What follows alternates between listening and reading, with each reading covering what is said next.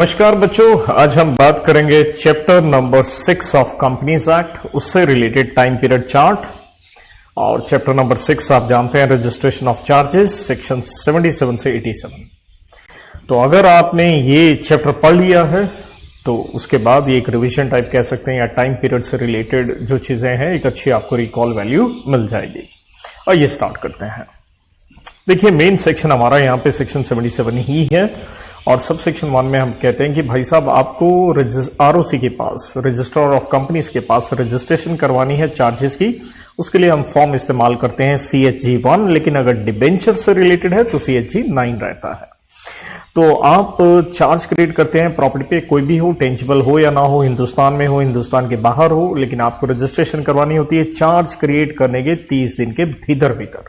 लेकिन इसी sub section की प्रोविजन है कि आपका ये टाइम आरओसी बढ़ा सकता है। यहां दो बातें हैं, हमें ये देखना होगा क्या चार्ज क्रिएट हुआ है 2 नवंबर 2018 से पहले।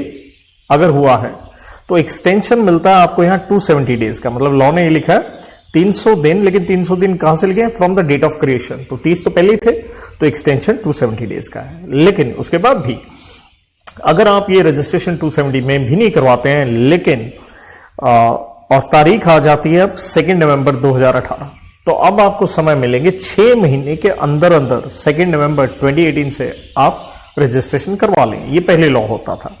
तो एक तरह से अब है सेकंड सिचुएशन की बात करेंगे। अगर चार्ज क्रिएट हुआ ऑन और आफ्टर 2 नवंबर 2018, तो कहता आपके पास समय है 60 दिन। जिस दिन चार्ज क्रिएट हुआ उसके 60 दिन के भीतर कहता आप रजिस्ट्रेशन करवा लीजिए। लेकिन ध्यान दीजिएगा, सब सेक्शन 1 में टाइम पीरियड 30 दिन था। यहां पे हम बात किसकी कर रहे हैं? कहीं गलती मत कर लीजिएगा, हमें एक्सटेंशन की बात कर रहे हैं। तो 60 दिन कहां से लिखा है? From the date of creation. इसलिए असल में एक्सटेंशन कितना है? 30। इसलिए ब्रैकेट में मैंने 30 प्लस 30 लिख के दिया है। 60 दिन बीत गए, कोई बात नहीं, एक और आपको एक्सटेंशन देगा और ये मिलेगा यहां, लेकिन है फर्दर 60 डेज। तो दैट मीन्स 60। तो असल में गेम क्या हुई? 30 और एक 60 मिल गया। और ये एक्सटेंशन भी कौन करेगा? हर सिचुएशन में आरओसी ही करेगा। देयर आफ्टर सेक्शन 78 में पढ़ते हैं कि अगर कंपनी रजिस्टर ना करवाए, फेलियर है, तो चार्ज होल्डर कह लो या क्रेडिटर वो रजिस्ट्रेशन करवा सकता है। तो अगर कंपनी की तरफ से फेलियर है, 30 दिन में रजिस्ट्रेशन ना करवाए, देखिए एक्सटेंशन का समय भी उसके पास था, राइट, वो अलग बात है। 30 दिन में नहीं करवाए, एज ए चार्ज होल्डर आप खुद आरओसी को अप्लाई कर सकते हैं। और आरओसी ये रजिस्ट्रेशन कर देगा 14 दिन के भीतर कंपनी को एक नोटिस देने के बाद। तो यहां टाइम पीरियड है एक तरह से कि रजिस्ट्रेशन करेगा within a period of 14 days after giving notice to the company को नोटिस देने के बाद 14 दिन का टाइम।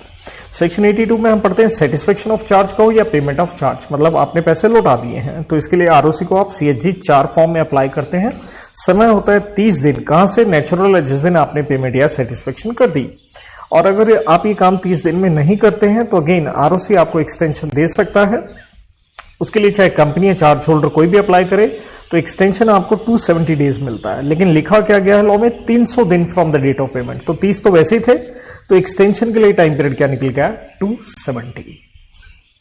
83 में कि अगर आपने सेटिस्फेक्शन कर दी है, मतलब पेमेंट कर दी है, राइट, तो कंपनी को अप्लाई करना होता है, कंपनी इंटीमेट करती है आरओसी को, राइट। लेकिन हुआ क्या कि कंपनी ने नहीं भी किया है, तो आरओसी के पास यहां एक पावर दी गई है कि वो एक entry of release and satisfaction कर सकता है, चाहे कंपनी उसको इंटीमेट ना करे सेक्शन 82 में। लेकिन उसके पास सबूत होना चाहिए कि जो डेट है वो पे हो गया है, होल या पार्ट में, या यूं कह लीजिए जो प्रॉपर्टी गिरवी रखी गई थी वो रिलीज कर दी गई है, या वो अब उस चार्ज का हिस्सा नहीं रहा।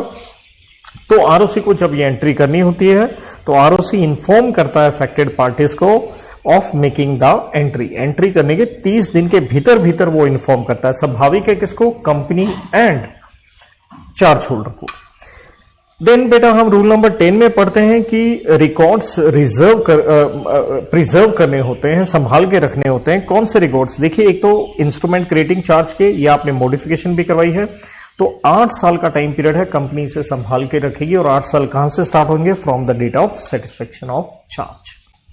देयर आफ्टर सेक्शन 84 में अगर आपने रिसीवर अपॉइंट किया है तो उससे रिलेटेड इंटीमेट करना होता है। तो कहता है if any person obtains an order for the appointment या appoints under any power contained in instrument, कि इंस्ट्रूमेंट ऑफ चार्ज में आपके पास पावर थी या कोर्ट से आप ऑर्डर लेके आ गए हो कि वो प्रॉपर्टी से रिलेटेड कोई मैनेजर, रिसीवर, जो भी आप कहें, वो अपॉइंट करना चाहते हो, तो आपको 30 दिन के भीतर भीतर उसकी अपॉइंटमेंट के आपको नोटिस देना होता है ROC एंड कंपनी को। तो अगर आपने ये रिवीजन कर रखी तो ये टाइम पीरियड चार्ट आपको काफी हद तक चीजें, टाइम को एटलीस्ट याद करने में हेल्प कर सकता है, और पेपर से पहले आप कभी भी इन वीडियोस को दोबारा देख सकते हैं। Till then have a good time, good luck, God bless.